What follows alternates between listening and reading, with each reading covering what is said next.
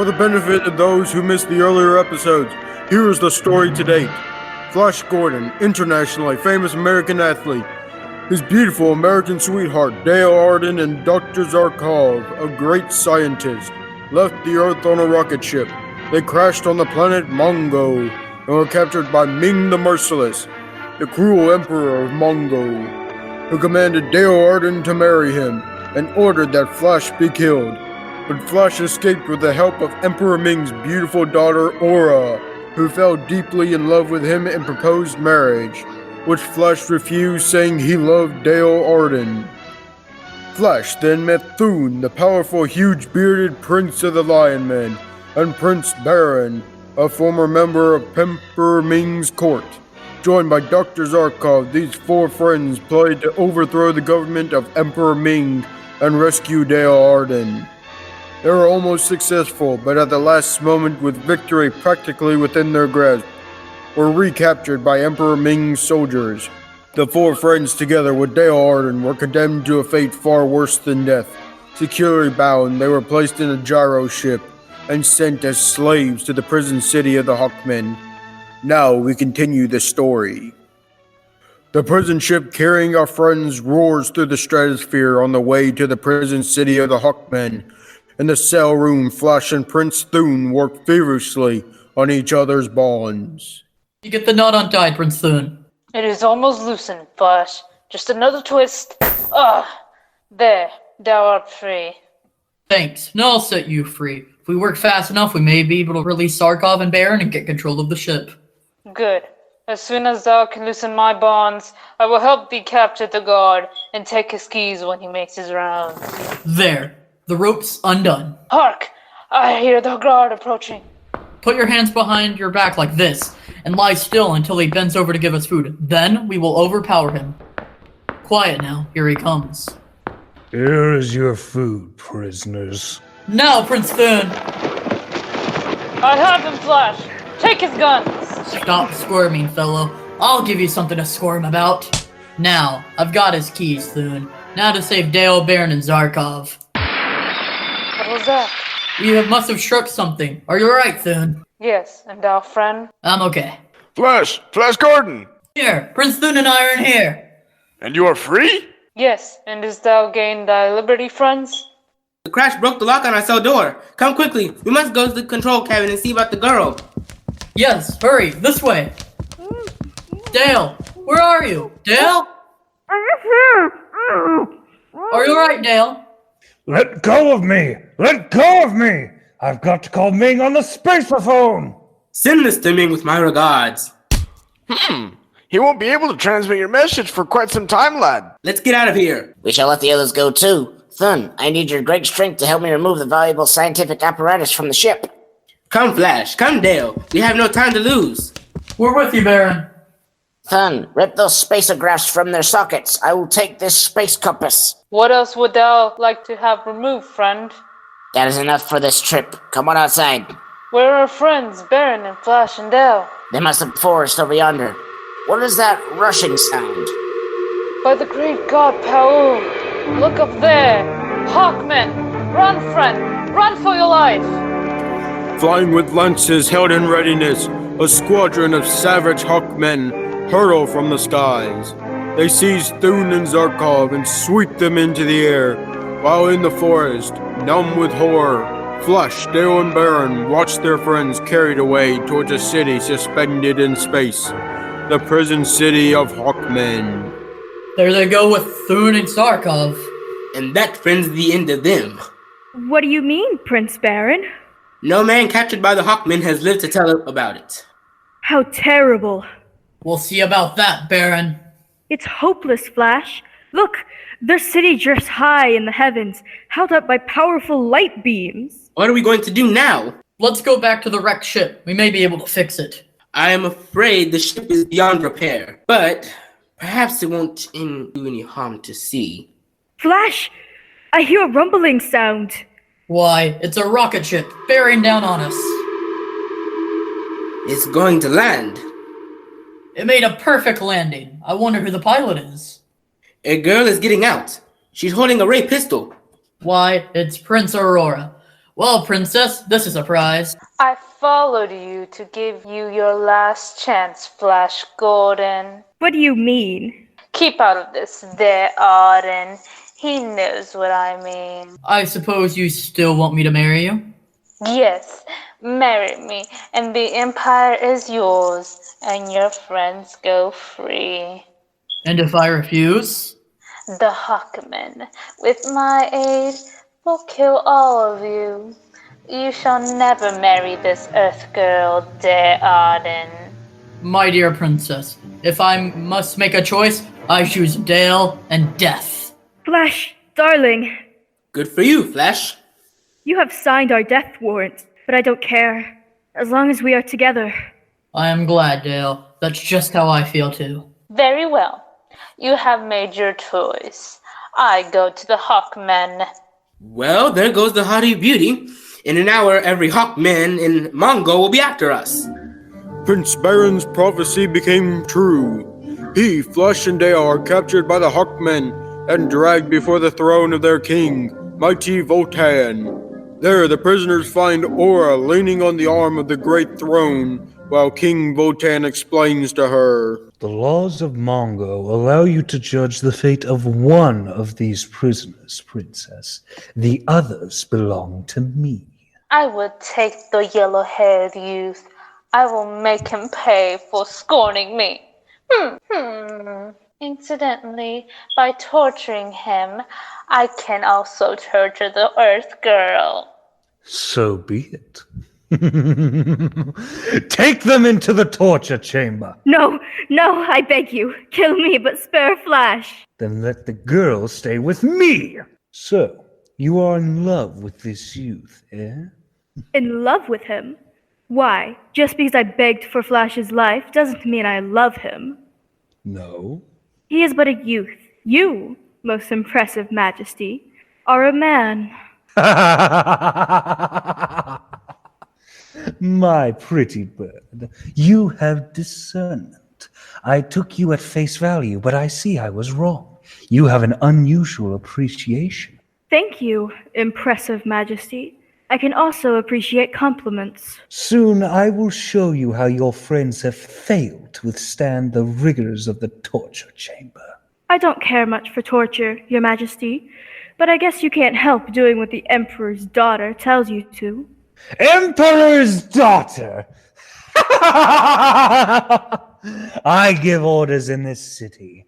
But now, as to your fate, Yes, impressive majesty. I shall make you my wife as soon as the high priest can be summoned.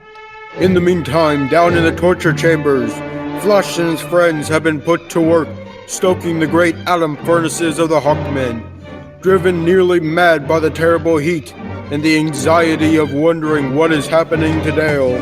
Flash is all for rebelling. He throws a shovel full of flaming radium at a guard. The captain of the guard reaches for the switch, which would electrocute Flash by passing a current through a wire fastened to his leg irons, but Dr. Zarkov rushes up and pleads. Do not kill him, Captain. He is but an impetuous youth. We will make him work.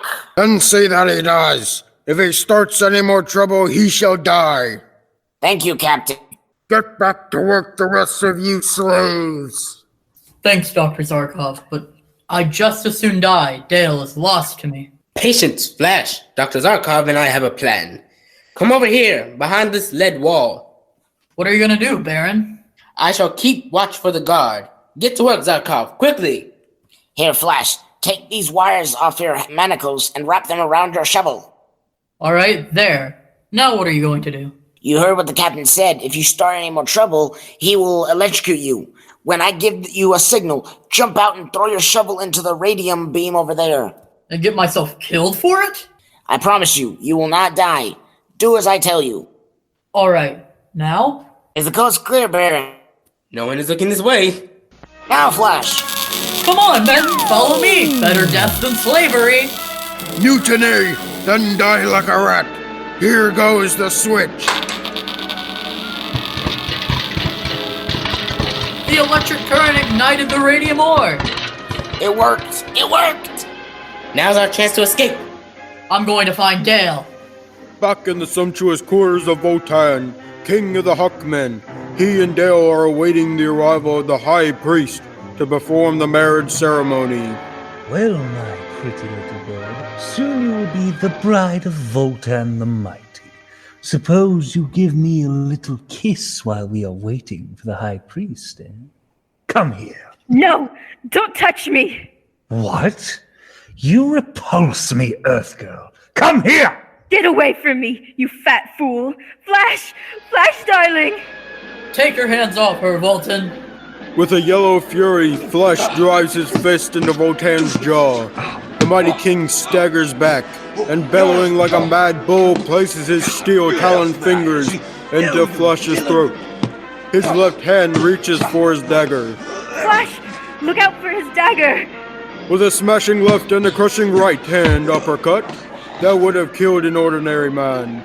Flash knocks Votan into unconsciousness. That settles that, Ox. Dale, did he hurt you? No. Oh, my darling. I feel so safe in your arms. They are so strong, yet tender. These arms were meant to hold you and protect you. By heaven, that they will as long as I have life. My dear, oh, where are Baron and Zarkov and Thune? Zarkov and Baron are working on some scientific gadget. Thune and I separated looking for you. Come, we will join them. Did you kill Voltan? I don't know, but there's no time to waste finding out. Which way do we go from here? Look! Soldiers coming this way! Turn to the right, Dale, down that other passage. More soldiers! Flash, we are trapped! Back to Voltan's quarters, Dale. We can bar the door and hold them off while we arrange to escape by the window. There! We are back in Voltan's quarters. We have escaped the soldiers. Now what? Now for the firing squad. Voltan! Why you? Stay where you are. I have this ray pistol trained. The slightest move and both of you will be blown to atoms. Don't touch the girl. I surrender. What's this? What's happening? The lights are out! Flash, the floor is tipping! Don't worry, Dale. I'll save you.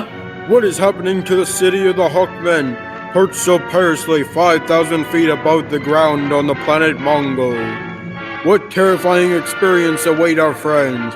Be sure to listen in again next week for the continuation of the amazing interplanetary adventures of Flash Gordon.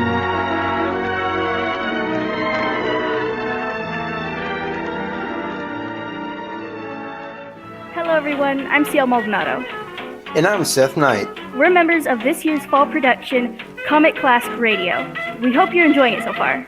Under normal circumstances, we would be on stage with a set, lights, and you in the audience. Yeah, just like last year when we presented the Miracle Worker together. We had an amazing set.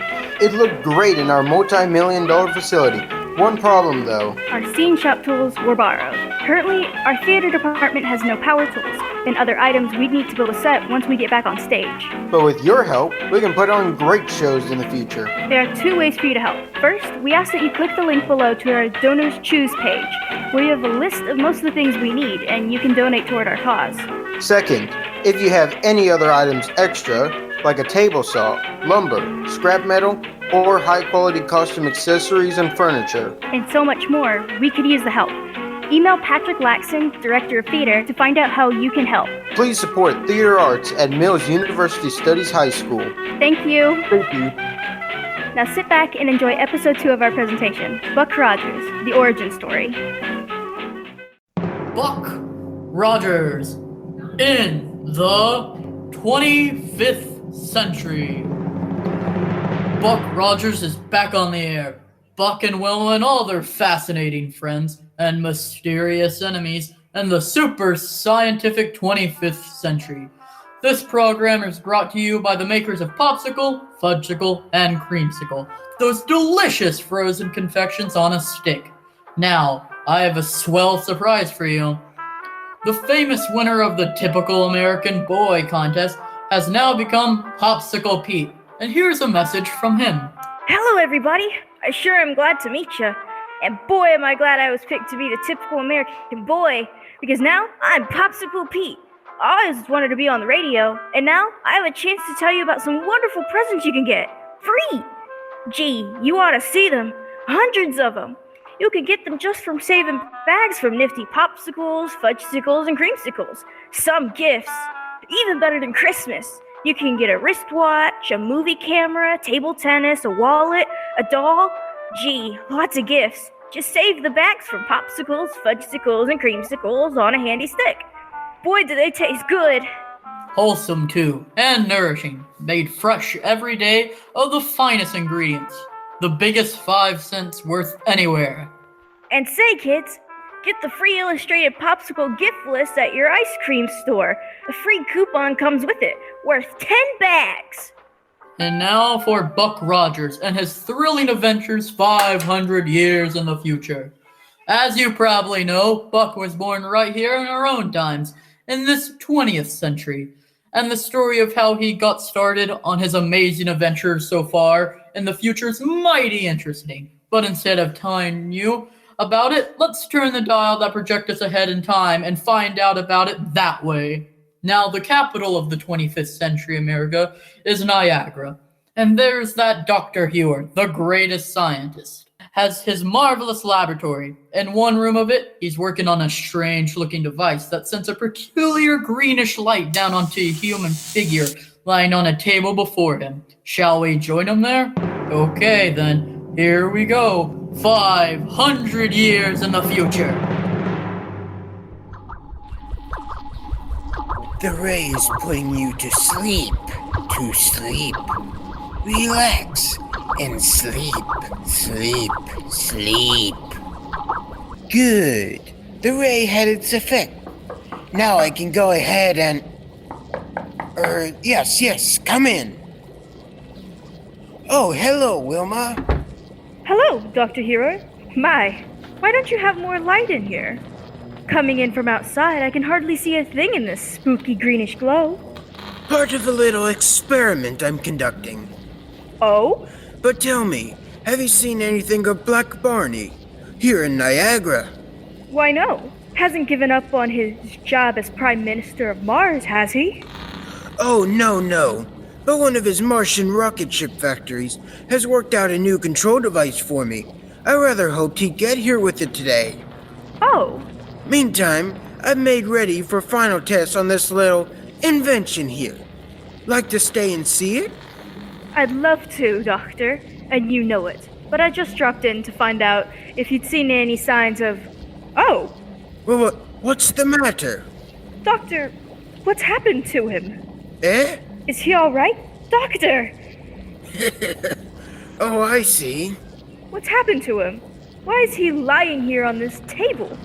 Now don't worry, Wilma. Don't worry? Doctor, what are you... He has offered to be the subject of my test, that's all. But then, why is he...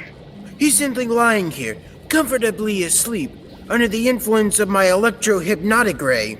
Oh, I was afraid something bad had happened to him. Not a thing. Surely you don't think for a minute that I'd do anything to harm? No, of course not. But this electro-hypnotic ray, are you sure this experiment won't hurt him in any way?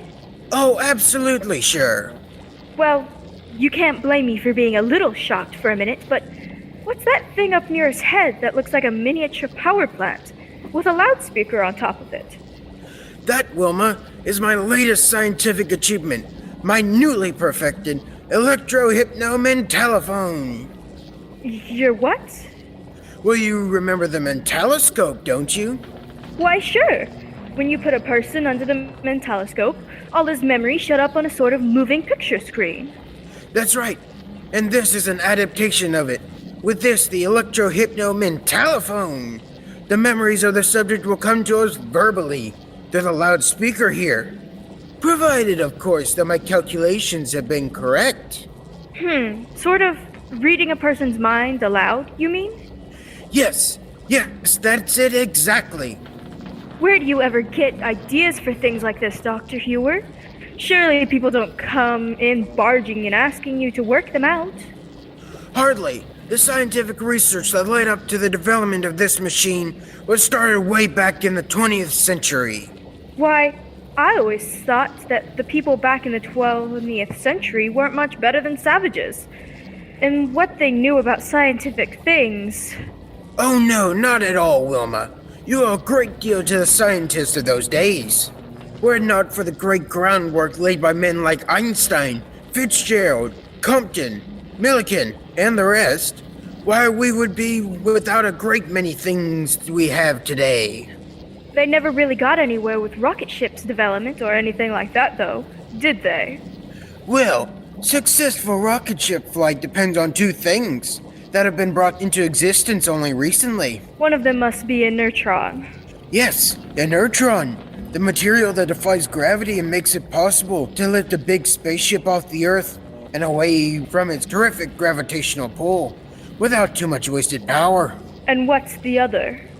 Impervium, the only metal capable of withstanding the high temperature of rocket blast for any length of time. Oh. But now let's go ahead with this experiment. Yes, let's. You can tell me about how this apparatus works as we go along, and just what it does to him. Well, not very much to tell you about the apparatus itself, Wilma, except that here, in this little pad under his head, is an extremely sensitive and high-frequency response piezoelectro oscillator of quite complicated design. Yes, I guess so. Yes, and I succeeded in tuning it to receive the minute electronic impulses that emanate from his brain. Yeah, okay. Through the medium of a super radiating protoniformer. Yes, oh, I see. A what? In other words, we're able to obtain sufficient amplification of the impulse output to register audibly through a process of thermionic node magnification. And that's all there is to it. I think I'll understand better when I see this thing work. And I shall be very much disappointed if it doesn't. Don't you worry about that, Doctor. Your inventions always work. I have been rather lucky in most of my experiments, haven't I? Lucky? Now let's proceed with this one. All right. Anything I can do to help? No thanks. First of all, we have to switch in the electroniformer.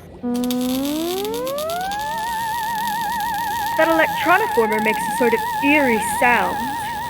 Yes, and now when I switch on this microphone and speak to him, my words will be registered directly on his brain, not through his ears. You understand? But directly on his brain. Uh-huh. And if we're successful, we'll receive his subconscious response through the loudspeaker. Go ahead, Doctor. Now, young man, what is your name? I said, what is your name? Buck Rogers. Wilma, it works! But, Doctor... My invention's a success! Doctor, what happened? It works even better than I thought it would. He didn't even move his lips, though. How could we hear him talk if he didn't move his lips? It read his mind aloud, Wilma. It read his mind aloud. It sounded like his real voice, though. Well, of course, because he thinks of speech in the same manner that he utters it. Great day. It doesn't seem possible. Ask him some more questions. Yes, by all means. Listen, Buck. You were born back in the 20th century, were you not? Yes, sir. But this is the 25th century. You see, Wilma, his memory is preserved intact. May I ask him a question? Surely, go ahead. Buck, how did you happen to come to the 25th century? One day, in the year 1919, I was in the lower workings of an abandoned mine near the city of Pittsburgh. Yes? When, all of a sudden, the supports that held up the walls and ceiling gave way, and the whole thing caved in. Yes? Some kind of peculiar gas was released. It put me to sleep. It kept me in a state of suspended animation for 500 years. Then the ground shifted and let in fresh air, and I woke up. Well, how did you know you were suspended animation for 500 years? Instead of the year 1919, it was the year 24 something. To be exact, it was 24. How did you know what year it was? I was told by Lieutenant Wilma Beery, a beautiful girl soldier I met when I first came to. Oh, then you knew Wilma Deering. Doctor. I certainly do. She's the finest and bravest girl who ever lived. Why, Wilma's... Buck Rogers? Yes? Did you find anything new and different when you first came into the 25th century? Oh, a great deal. Thanks to Dr. Hewer. Dr. Hewer? The greatest scientist who ever lived. Well, what's that? Nowhere in the universe is there a scientist who's done so much good for humanity, or done anything that can even begin to. Now, wait. Wait a minute, Buck. Yes? Just forget Dr. Hewer and go on with what you were saying. But he's the man who invented the first rocket ship that took us to the moon. And it was that trip that proved the practicability of interplanetary flight. Proved the practicability of interplanetary flight? Nothing wrong with this machine, Doctor. Where else have you gone by rocket ship, Buck? Well, first to Mars, where we helped King Arnaldo put down an invasion by the Martian Tiger. Then to Saturn and the Saturnian moons, Venus, Jupiter, and even far-off Pluto. Which planet did you find most interesting? Well, that's hard to say. Jupiter has the biggest field for exploration, simply because it's so much larger than the rest of the planets. Very true. Do you expect to do any more rocketing around through outer space? There's nothing else I'd rather do, sir. Well, do you like my little contraption? It's wonderful, Doctor. I told you it would work. Well, is there anything else you'd like to ask Buck? I mean, before I turn off this green ray. Let's wake him up and see if he remembers anything that happened during the experiment. All right, go ahead. All right. Come on, Buck. Wake up. Huh? I say, wake up. You've been asleep. Asleep? Uh-huh. Oh, hello, Wilma. Hello. Where'd you come from?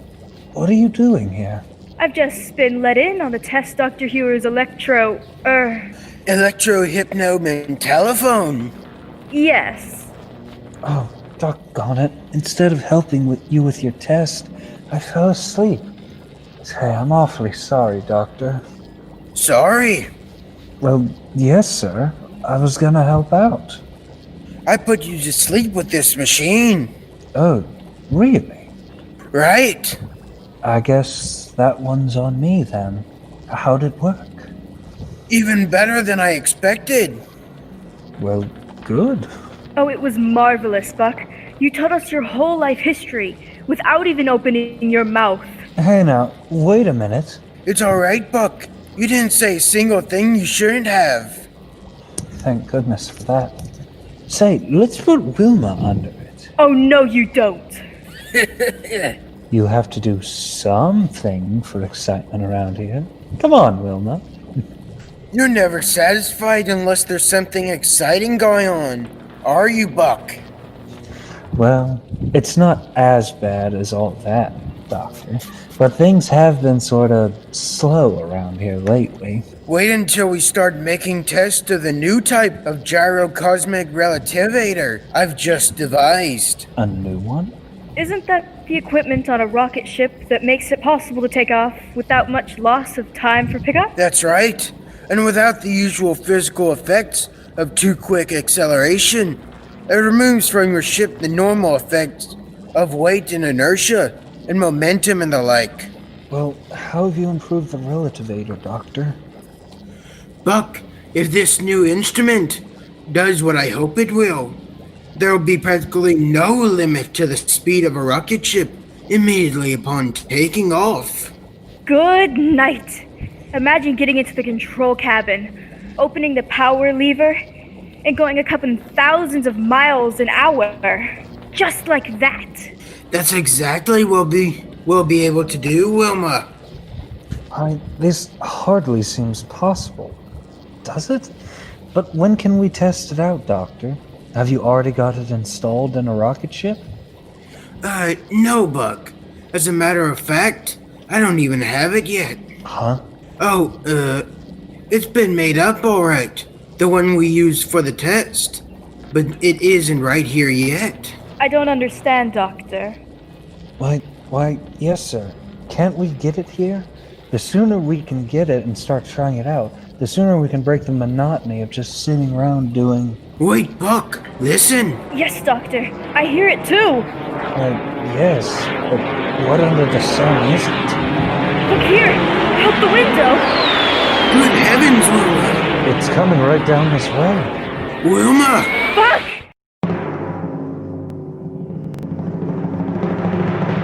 Say, Buck's wish for excitement certainly came true in a hurry. Great day, I wonder what that was. And I certainly hope he and Wilma and Dr. Hugh are alright. What do you say, Pete? Well, I know what would make me feel alright. A great big frozen fudgesicle. Jiminy, can you imagine anything better than that fresh, creamy chocolate fudge, frozen icy cold on a stick? Fellows and girls, what's the best, purest nickel's worth you can get? Right, a fudgesicle. Delicious and full of helpful energy. Made only from pure milk products. Swell to eat and easy to digest. And don't forget to save those bags for those wonderful free prizes. Exciting gifts like cameras, dolls, sweatshirts, gorgeous jewelry, and lots of other things. And listen, kids, be sure to get your free popsicle gift list at your ice cream store. Don't take no for an answer. Hello, folks. I'm Patrick Laxon. I'm privileged and humbled to be the Director of Theater at Mills University Studies High School. I also serve as Fine Arts Department Chair, and one thing I was hoping to do and provide our students the opportunity to do was the ability for us to come together and do something even during a time where it's very hard for our students to do extracurricular activities safely. Well, we have successfully put together a virtually distanced production and presentation involving great voice acting with our theater students and great artwork with our visual arts students. I want to thank Miss Deidre Hurt and Miss Adrienne Thompson for helping our artists be the best they can be. And I want to thank our students. If you look on the slides as we present during the show tonight, you can see who those artists and see who these actors are. And we want to grant them all the praise and gratitude for their hard work. Mills University Studies High School is definitely growing in the arts, and we want you to be a part of that growth. Please watch our website in the spring around January and February for registration options for your students. If you would like your student to have a part in the arts, whether it be music, band, orchestra, choir, visual arts, crafting, theater, dance, stage craft, technical theater, and acting, that's where we can help you. And we very much would like you, your child, your students to be a part of our growing family. If you have any questions, feel free to email me, plaxon7048@pcssd.org. That's PLAXSON7048@pcssd.org. And for further registration information, keep your eyes open on the Mills High School website. That's mills.pcssd.org. Again, thank you for tuning in. We now go to our third episode, which is part 1 of The Witch's Tale.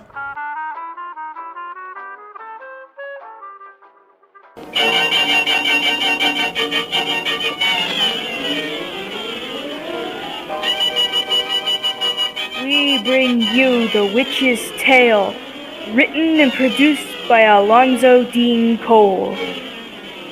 And now, let us join old Nancy, Witch of Salem, and Satan, her wise black cat.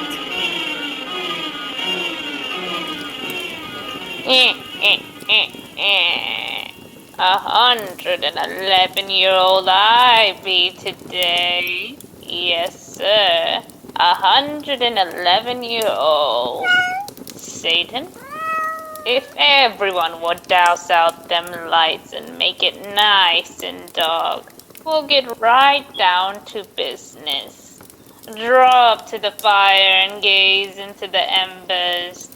Gaze into them deep, and soon you'll see the hands of time turn back 400 years. Soon you'll be upon the ocean, off to the Cape of Good Hope. That's down in Africa. There, upon the storming waters, rose a ship whose captain's name is Van der Decken. That's his name now. But soon he'll be called by sailor men the Flying Dutchman. The Flying Dutchman.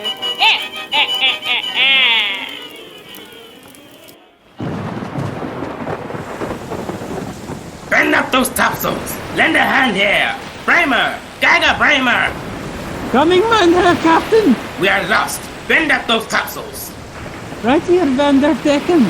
The men will not go up the yards again. Oh, not sayest thou! Say, sir, no man alive could keep his grip on the yard against this storm. It's certain death to try. We've already lost 3. Then we lose them!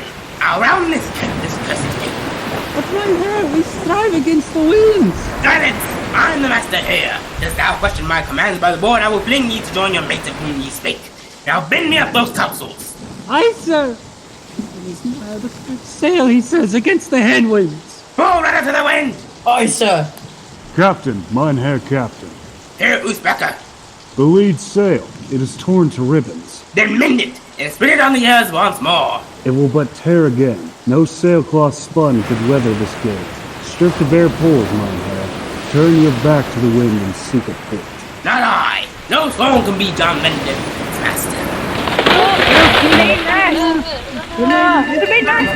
One away! You cursed storm, I'll best ye yet. You may take each foreign pole, but now sell the toll into their teeth. Captain, mein Herr Captain.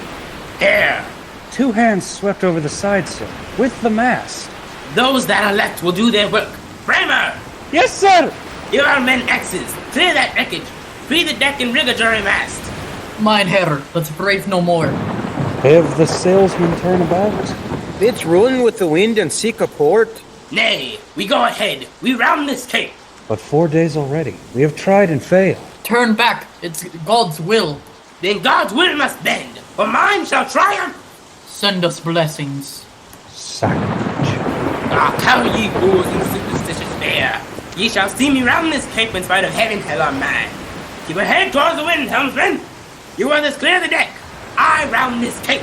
Look at him go there. He's mad, mad. Aye, mad with love of self, mad with lust of power. He has been master of man and ship too long, and now he would command the elements. If he persists, we are all dead men.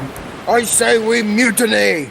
He's not a fool. The man is hard. His belt is full of loaded pistols. You'll not hesitate to kill. Think of the old priest we have as passengers. Could bring him to his senses. Nay, you heard the captain say his will was God's. The presence of God's priest would inflame his mind some more. Bramer, the priest has come on deck. There. I give thee greetings, sons. Oh, Holy Father, thou love his life, get thee again below. Aye, before John Van der Decken vents his spite on thee. Enter the wind! Enter the wind! Quick, Father, he returns. Nay, my sons, I fear not your bitter captain. So the man of God has crawled on deck. Yes, senor. Greetings, mein Herr Van der Decken. Well, priest, how do you like the wind your master sends this evening? How like thee his empty thunder? Stay and watch me bless the storm he sends. Watch me round this cape against his will. I have watched for 4 days and seen you fail. I shall fail no longer. I shall win my way tonight. Only he can win who strives by faith. Faith I have. Faith in myself alone. No man can live by and for himself alone. Then who shall he live for then? another man no more selfish than himself. I know a man. I know my kind. Perhaps he should put faith in women. Best of them are devils from their cradles. But thou tells me have faith in God.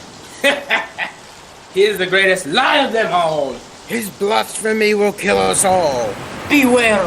His voice cries from the storm, rash man. It bids thee fall upon your knees and beg his pardon. Say ye so? Then hear the voice of John Vanderdecken.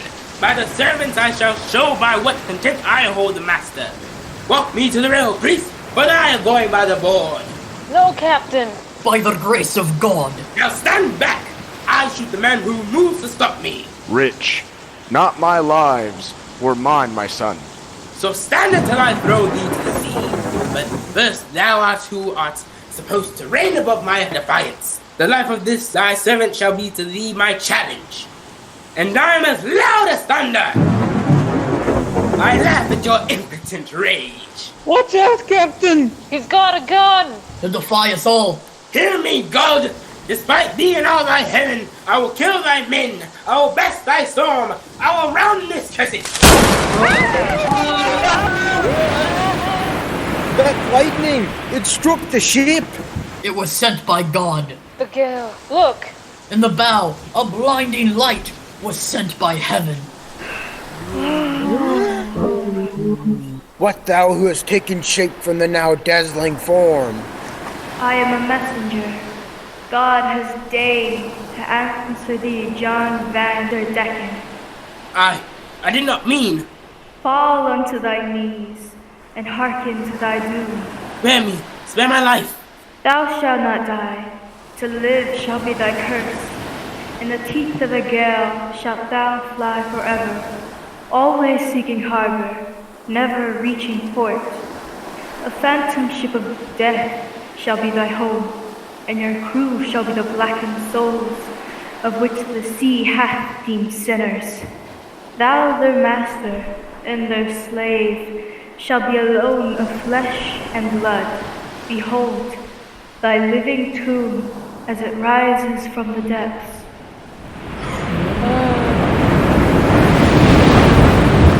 Anything but that. It's a hunk of terror. It is now thy eternal home. Oh nay, nay, I beg it is a nightmare ship. Black as night with sails the hue of blood. Oh please, grinning fleshless specters line its rails. Oh nay, nay, forgive, O Father, holy priest, thou art a man of God, here to plead and beg for me. I am forced upon this awful barge. Have pity, have pity. Stay, messenger of God. They thee wait. No soul is ever lost. Even this man's can be saved, redeemed. His soul is black with selfish pride. Only love can wash it clean. He will need man's love to find love. His fate has been decreed. What man here shall share his doom, to aid him in the search? Aye. Father? Think well, old man. Thy days of earthly strife are numbered, their reward and rest at hand. If thou wilt teach him love, thou too must sail on this ghostly ship, a living man amongst the dead. I am ready. I go with thee, son. A companion? Flesh and blood. Thou givest me the life I would have taken from thee. O foolish soul, and thou didst say all living creatures were selfish as thyself. Thy curse was to be eternal, but this good man's sacrifice has won me again to hope of heaven. I shall not have to sail. Thou shalt sail upon one barge, as I have said, but once each 7 years your phantom's ship may catch a port, and thou, for the space of a single moon, may seek thy love thyself, and cleanse your soul with pride. Come, my son. Come. I come. 7 years among the dead, forever flying into the gale, then a port for a single moon. Oh Lord, how long? How long?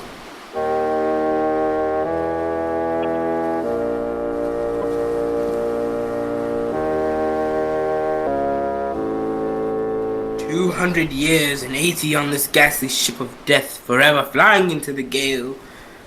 30 times in 9 I've been in port for a single moon, and now the hours draw nigh that I shall rest on shore again. And bitterness is in thy soul, John. Thy heart is filled with plans of evil for thy visit among men. I shall employ this moon ashore to bring dishonor, death, destruction in my path. Have the centuries of suffering taught you nothing? Yes, by example of thy God, they have taught me hate, for I have endured his awful vengeance. Oh, vengeance on thee has never been his purpose. His plan is thy regeneration. So this loving father destroys his son with the curse of living death to save him? Cease your lying sophistry. My centuries of pain have confirmed the truth I knew of old. That love is but a lie, itself is all that matters. Yet for 200 years and 80, I have been thy comrade on this phantom ship of death. And how at first I thought it was love that made thee share my awful fate. Bah! But my brain at last searched out the truth. That torture which is worse than death to me meant to be but longer life. Thou art old, about to die, and thou seeming sacrifice has let thee live almost 3 centuries beyond thy span. Poor John, I pity thee. How more than blind are they who will not see? Oh, pity me not. Listen, priest. 30 times in 9 now have I gone ashore for one brief fleeting moon. In each long 7 years, each time I have been humbled seeking that love I know now doth not exist. Everywhere I found distrusting looks and fear, though men knew not that I am he who they call the Flying Dutchman. They sense I am being set apart. I am of the dead who live. In mine eyes, men see the horror stamped by centuries of pain. 30 times in 9 I sought for love and found but hate, and now I shall employ my moon ashore to pay. Our tepid ship draws into port again for a moon. I join the world of men who worship thy revengeful God, and I shall bring dishonor, death, destruction in my path. But thus hear me, God of vengeance. I go ashore to pay thee for my curse. I go ashore to pay.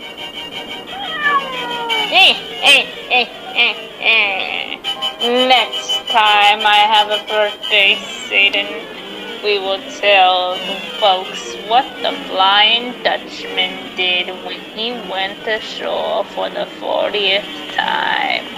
The 40th time! How delightful his suffering!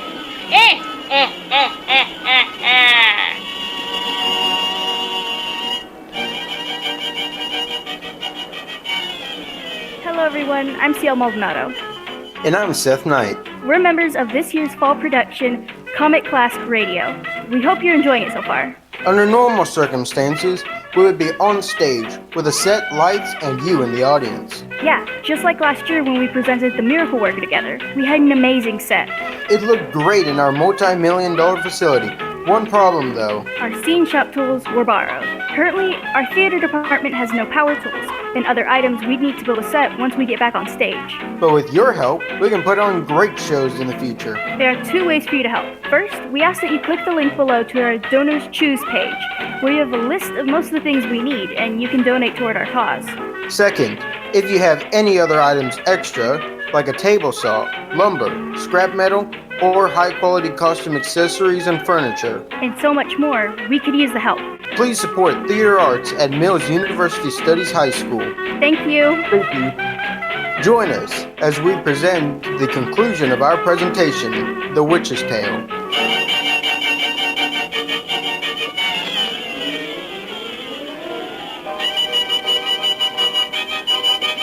Now return to part 2 of The Witch's Tale. 103-year-old I be today. Yes, sir.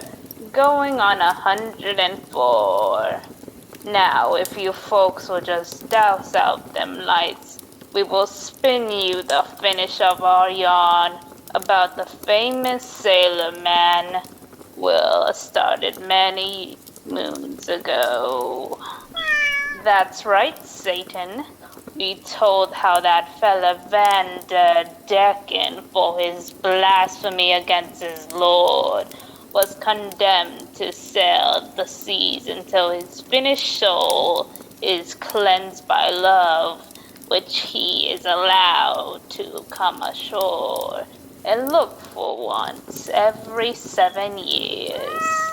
Well, sir, to help him in his search, a good old priest volunteered to share his curse, but his help didn't do much good.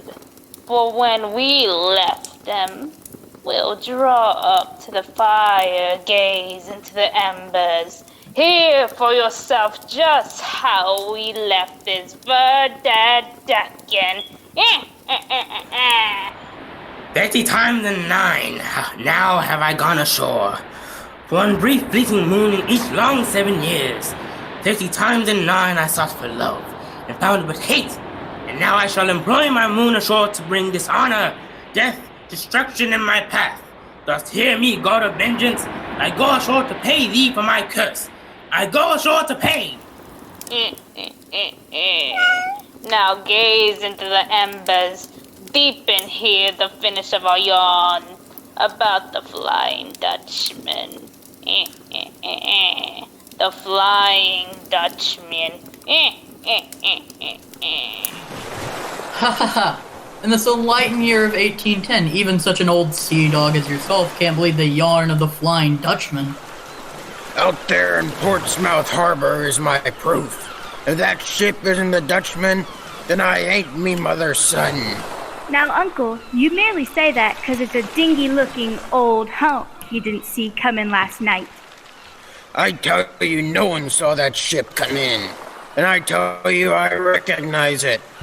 For nigh 300 years, every sailorman on the 7 seas has seen that black two-decker fly by him at least once. In a dead calm, I've seen it across our bows like lightning. Backwards with every stay and sail straining against a gale, while we on a human ship couldn't even smell a breeze. Are you sure you weren't sampling the ship's rum barrel when you saw all that? Yes, I am. If that out there is a natural ship, then why don't we see hide or hair of any living creature on its rails or yards? Oh, look, Uncle Henry. There's a small boat coming from our port side now. Well, I'll be. When did they launch that? While you were busy talking. And there's 2 men in it. 2 living men is all the ghost ship carries. But neither those men nor their clothes looks 3 centuries old. And you say that's the Flying Dutchman. The Dutchman don't grow any older. That's part of his curse. And neither does the priest who travels with him. They got new clothes every time they come ashore every 7 years. They mean to land about here, I think. I'm leaving before they do. You and Julie better come too. Nonsense. Alright, but I'm warning you not to have anything to do with the big fella in the small boat. Henry, such superstition is unchristian-like. To show what I think of your ridiculous fears, I'm going to invite those men to be my guests. What, Peter Cooper? You're going to take them into your house? If they care to come. You don't know what you're saying. Why, the Dutchman's a holy devil. You make me hope that big man in the boat is your Flying Dutchman, Uncle Henry. He sounds interesting. Indeed he does. They're landing, Papa. And I'm going before the Dutchman's eyes light on me. Look at Uncle Henry run. His superstitious credulity almost discouraged me from humankind. Here the strangers come. Speak to them, Papa. Good morning, gentlemen. Greetings to thee, friend. Aye, greetings. Why dost thou not run at my approach? Run? Why should we run? Ah, the companion did. He had an appointment elsewhere. Gentlemen, as you are strangers and our Portsmouth inns are not the best, I wish to invite you to be our guest. Thy guest? Thank thee truly, but... Do not hesitate. I am only a humble minister, but my daughter and I will strive to make you comfortable. Thou art a minister? A man of God? Yes. And thou art his daughter? Yes. A minister and his child. Kind thanks to thee, sir, but my comrade and I must be... Say we can. We shall. I thank thee, worthy servant of the Lord. I accept thy invitation gladly. John, Thou must not abuse the hospitality of this good man's house. You must not harm his... I have merely suggested she take a walk with me this afternoon. I know thou meanest wrong to her because she is the daughter of a man who serves the god you hate. I shall warn her and her father. Tell them who and what thou really are. Listen, fool. The tale of the Flying Dutchman they call but idle superstition. Thou shalt tell these people nothing. They would not believe thee until I prove the words you say, and then it will be too late. Captain, are you ready for our walk? I come to me, my child. Farewell, priest. Here I am, back again from 7 years of living death. To the god of hate who has condemned me, I have a sacrifice to make. If we walk any further into the forest, Captain, we will be late returning home. Only a little distance more. We're completely off our beaten track. Should one die among these trees and thickets, it might be many months ere their body is found. What made you think of such an awful thing as that? The thought would worry one who is left alive. A father, for instance, might suffer long and keenly ere his child, for instance, fate was known. If I was lost, it would kill my father. But nothing will happen to me with you here to protect me. Nay, thou dost trust me. Why, of course I trust you. Thou art a child. Purity enables thee to read men's hearts. That's what my father says. And I know your heart is good, because in one whose eyes such unhappiness, any vow that was there before must have been completely burned away. Little fool, what would thee think if I taught thee different? Stop acting as if you meant to be frightened by me, Captain. Sit down on this log. Come. I sit close beside thee. Thou hast never shown fear of me as others. Why should I fear of you? Oh, no reason, except that people always do. Captain, I think someone ought to talk to you. Of what? Yourself. I don't think you know yourself at all. Thou thinkest not. I think you're the sort of man who thinks he's awfully bad and who tries to be bad, all because he's afraid to let folks see what's underneath. That's so? Yes, you're exactly like a little boy who lives next door to us. When he's outside in the garden, he's always playing cowboys and Indians. Then I've seen him through the windows of his room at night when he thinks he's all alone, playing with his sister's dolls collection. Thou sayest I resemble him. Exactly. I've seen him stand out in the rain while the lightning flashed and thunder roared just to prove how brave he is, when all that time I knew he wanted to hide his head in his mother's lap and cry in fear. You're exactly like him, underneath. Oh, little fool. I'm sorry. That's why he glares at me. Oh, little fool. And he's rude and ill-mannered just as you are. How long since you've seen your mother, Captain? I never saw her. Have any sisters? Nay. Ever married? Nay. In love? Nay. Well, that explains everything. You were never brought up. You only had God to turn to with your troubles. No wonder your eyes show such unhappiness. For God must seem so far away, sometimes to one who has no other friends. He does seem awfully far away. How secluded this place is. If one who was lost here, they never would be found. Come, Captain, why don't you kill me as you planned? You knew? Yes, but I wasn't afraid.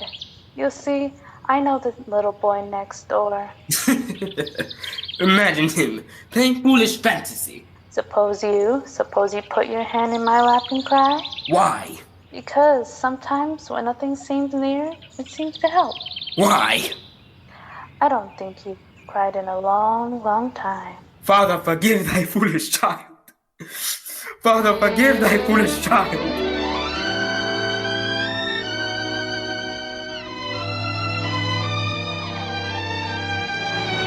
Farewell, Julie. Bye, Captain. I hate to see you gentlemen go. Your short stop here has brought us happiness. My ship awaits, Mr. Cooper. I cannot tarry any longer, but my old friend will stay ashore with me. John, my son. This voyage I take alone. thou shalt share my punishment no longer. Thou hast found at last. I have found myself. I do not understand you, gentlemen. My comrade might explain when I am gone. And now, ere I bid a last farewell, Mr. Cooper, say I kiss your daughter once as a father on the brow. I will answer that, John. Kiss me as a lover on the lips. I didn't mean to speak. I do love thee, Julie. I do love thee. And I love you. Oh, nay, child, love me not. Another will come for thee, one of thy age and goodness, one worthy of thy love. I want no one but you. John, take me with you on your voyage. I cannot. Take your arms from me. I must go. Oh no, John, come back. Farewell. John, wait, your black ship is not ready. I see no sign of crew. They are waiting for my coming. He's in a small boat, leaving me. His skiff flies through the water as if by magic. Look, he's already reached the black ship's side. He's climbing up a ladder. He's aboard. Look, the sails up his black ships are full, but there's no sign of wind. It's putting off to sea. Farewell, my son, my comrade. Come back to me, John. I love you. And I love thee. Farewell forever. No, not forever. Father, his ship, it's sinking. Sinking beneath the waters. Listen. I love thee. I love thee. O gracious Father, my prayers are answered. His long voyage is at an end. You've taken back his soul. Farewell.